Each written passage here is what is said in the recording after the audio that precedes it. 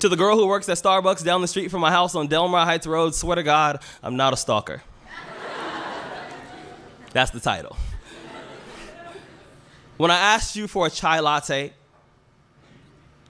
what I meant to say was, I was walking past, I saw you in the window. To be honest, I only came in here because I had to know what your voice sounded like. Instead of saying that, I got really nervous and ordered the first thing on the menu. I don't even know what chai is. Or a latte, for that matter. I imagine that when God made you, I bet he cussed for the first time. I bet he turned to an angel, gave him a high five, and said, God damn, I'm good. Or me damn, I'm good, because he's like God, right? I spent the last 5 days trying to figure out how I'm going to introduce myself to you properly. I finally figured it out. It's going to be something like, hi. That's all I got so far. But I think it's a good start. I'm going to be honest. It's not often that I find myself eager to write about love. In fact, every time I try to write about love, my hands cramp. Just to show me how painful love can be. Sometimes my pencils break just to prove to me that every now and then, love takes a little more work than you planned. I heard that love is blind, so I write all my poems in Braille. And my poems are never actually finished because true love is endless. I've always believed that real love is kind of like a supermodel before she's airbrushed. It's pure and imperfect, just the way that God intended. I'm going to be honest, I'm not much of a love poet. But if I was to wake up tomorrow morning and decide that I was going to write about love, my first poem, it would be about you. About how I love you the same way I learned how to ride a bike.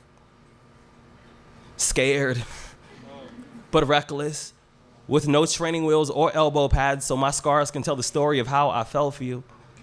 I'm going to be honest, I'm not much of a love poet.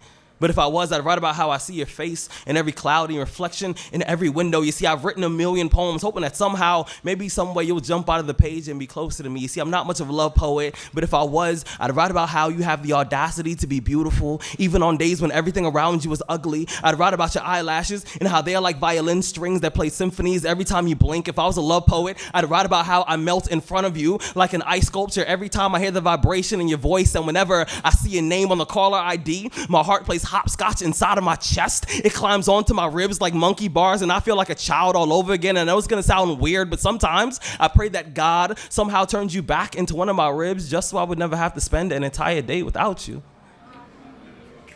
And I swear, I'm usually not a love poet, but if I was to wake up tomorrow morning and decide that I was gonna write about love, my first poem,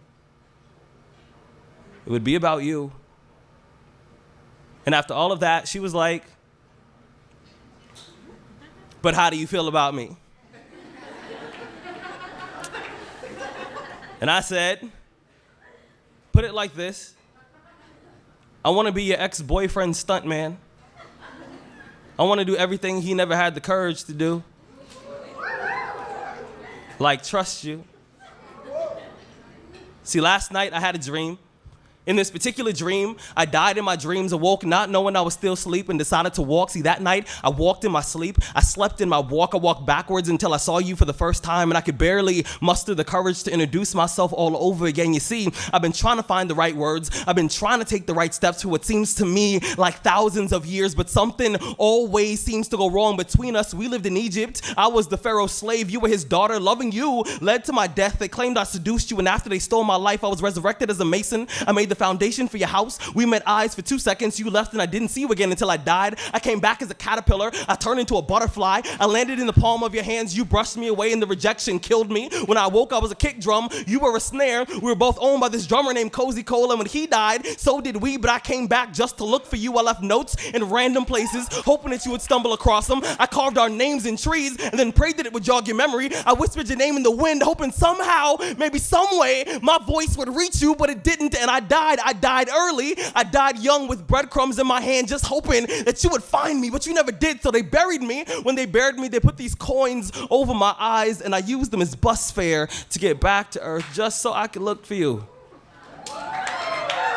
That's why That's why sometimes when we hold hands, every so often, I hold on a little too tight, and I'm sorry.